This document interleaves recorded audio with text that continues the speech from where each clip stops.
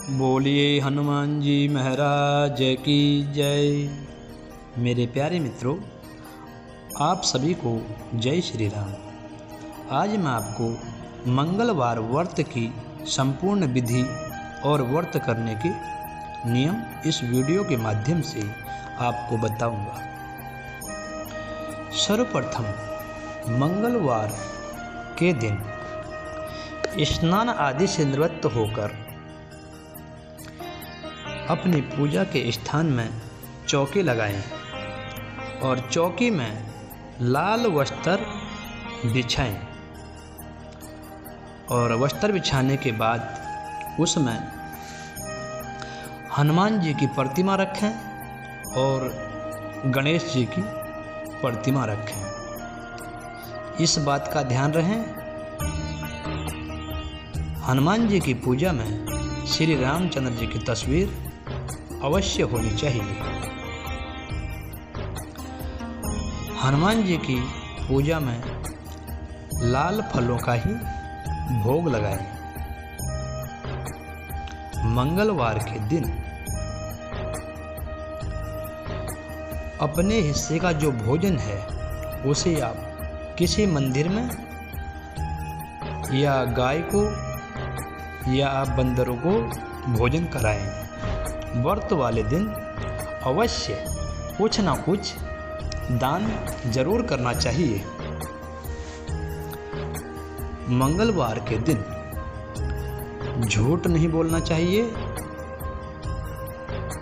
किसी से छल नहीं करना चाहिए, अपने मुख से गलत शब्दों का उपयोग ना करें। मंगलवार के दिन ज़्यादा समय हनुमान जी की भक्ति में व्यतीत करें। जितना अधिक हो सके भगवान के नाम का सुमिरण करें या श्री रामचंद्र जी के भजनों का गुणगान करें। श्री रामचंद्र जी के भजनों का गुणगान करने से हनुमान जी महाराज बहुत जल्दी प्रसन्न होते हैं। ऐसा करने से हनुमान जी की कृपा सदैव अपने भक्तों के ऊपर बनी रहती है। मंगलवार के दिन गेहूं के आटे का प्रसाद बनाकर उसमें गुड़ मिलाकर ही भोजन करना चाहिए। भोजन केवल शाम के समय ही करें। मंगलवार के व्रतों का नियम 21 सप्ताह तक लगातार हनुमान जी के व्रत करने से हनुमान जी महाराज अवश्य ही अपने भक्तों पर प्रसन्न होते हैं और अपने भक्तों के समस्त दोषों को नष्ट करते हैं, उनके दुख कष्टों को दूर करते हैं और हनुमान जी की कृपा से बल बुद्धि विद्या सदैव बनी रहती है। जिस व्यक्ति को रक्त संबंधी परेशानियां हों, ऐसे व्यक्तियों के लिए मंगलवार का व्रत सर्वश्रेष्ठ है। रक्त संबंधी बीमारी वाले व्यक्ति को मंगलवार का व्रत अवश्य करना चाहिए।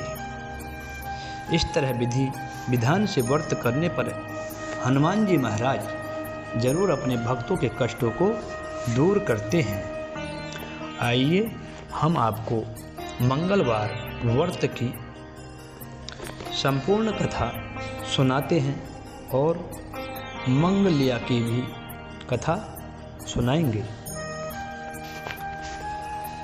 एक समय एक ब्राह्मण दंपत्ति के कोई संतान नहीं हुई थी, जिसके कारण पति पत्नी दुखी थे। वह ब्राह्मण हनुमान जी की पूजा हेतु वन में चला गया। वहाँ पूजा के 7 महावीर जी से एक पुत्र की कामना प्रकट किया करता था। घर पर उसकी पत्नी व्रत पुत्र की प्राप्ति के लिए किया करती थी। मंगल के दिन व्रत के अंत में भोजन बनाकर हनुमान जी को भोग लगाने के बाद स्वयं भोजन ग्रहण करती थी। एक बार कोई व्रत आ गया जिसके कारण ब्राह्मणी भोजन न बना सकी। तब हनुमान जी का भोग भी नहीं लगा पाई।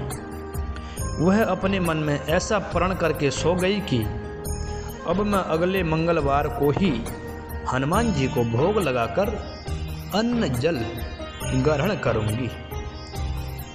वह भूखी प्यासी 6 दिन तक पड़ी रही। मंगलवार के दिन तो उसे मूर्छा आ गई। तब वह हनुमान जी उसकी लगन और निष्ठा को देखकर प्रसन्न हो गए। उन्होंने उसे दर्शन दिए और कहा कि मैं तुमसे अति प्रसन्न हूँ। मैं तुमको एक सुंदर बालक देता हूँ जो तेरी बहुत सेवा किया करेगा। हनुमान जी मंगलवार को बाल रूप में उसको दर्शन देकर अंतर्ध्यान हो गए। सुंदर बालक पाकर ब्राह्मणी अति प्रसन्न हुई। ब्राह्मणी ने बालक का नाम मंगलवार रखा। कुछ समय पश्चात ब्राह्मण वन से लौटकर आए। प्रसन्न चित्त सुंदर बालक घर में क्रीड़ा करते देख वह ब्राह्मण पत्नी से बोला, यह बालक कौन है? पत्नी ने कहा, मंगलवार के व्रत से प्रसन्न होकर हनुमान जी ने दर्शन दिए और मुझे यह बालक दिया है। पत्नी की बात छल से भरी जान उसने सोचा, यह उल्टा व्यभिचारिणी अपनी कलोष्टता छिपाने के लिए बात बना रही है। एक दिन उसका पति कुएं पर पानी भरने चला तो पत्नी ने कहा कि मंगल को भी साथ ले जाओ। वह मंगल को साथ ले चला और उसको कुएं में डालकर वापस पानी भरकर घर को आ गया। तो पत्नी ने पूछा कि मंगल कहाँ है? तभी मंगल मुस्कुराता हुआ घर आ गया। उसको देख ब्राह्मण आश्चर्य से चकित हुआ। रात्रि में उसके पति ने हनुमान जी ने स्वप्न में कहा, यह बालक मैंने दिया है। तुम अपनी पत्नी को उल्टा क्यों कहते हो? पति यह जानकर हर्षित हुआ। फिर पति पत्नी मंगलवार का व्रत संपूर्ण विधि विधान के साथ रखने लगे और अपने जीवन में आनंद पूर्वक जीवन व्यतीत करने लगे। जो मनुष्य मंगलवार का व्रत करता है या मंगलवार की कथा को सुनता है या पढ़ता है या किसी को सुनाता है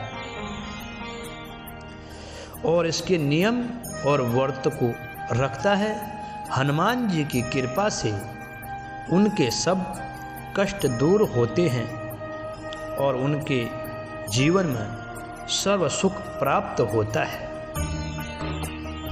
अब मैं आपको मंगलवार मंगलिया की कथा सुनाता हूँ। एक बुढ़िया थी।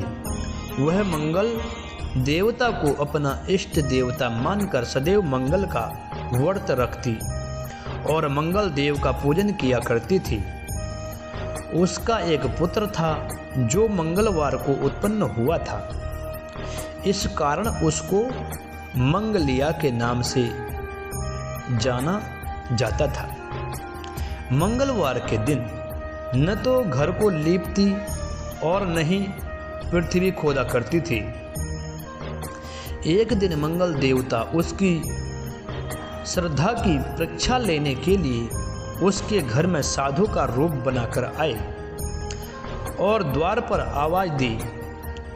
बुढ़िया ने कहा, महाराज क्या आज्ञा है?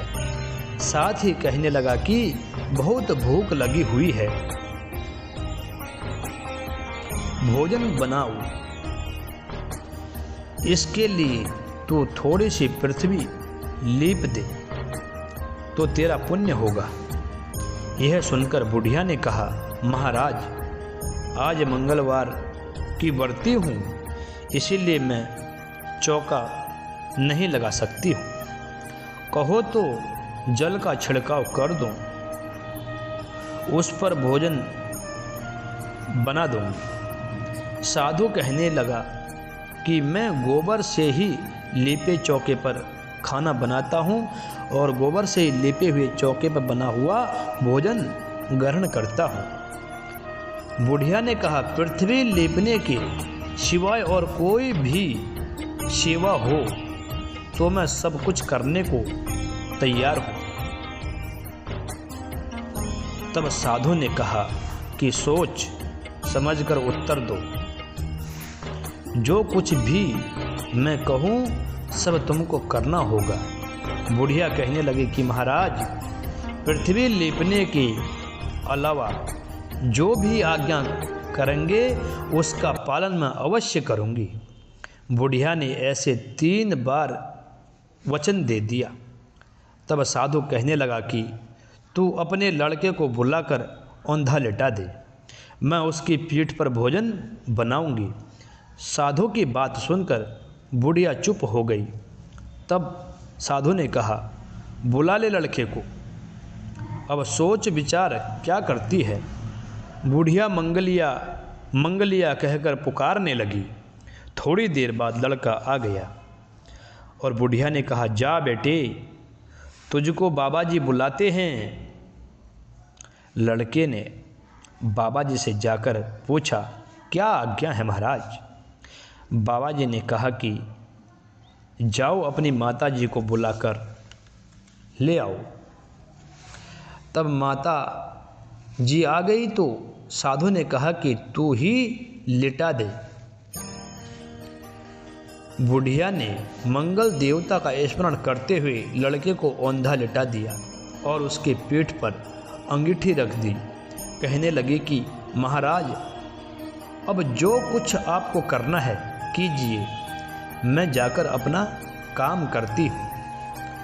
साधु ने लड़के के पीठ पर रखी हुई अंगीठी में आग जलाई और उस पर भोजन बनाया। जब भोजन बन चुका तो साधु ने बुढ़िया से कहा कि अब अपने लड़के को बुलाओ, वह भी आकर भोजन कर लेंगे।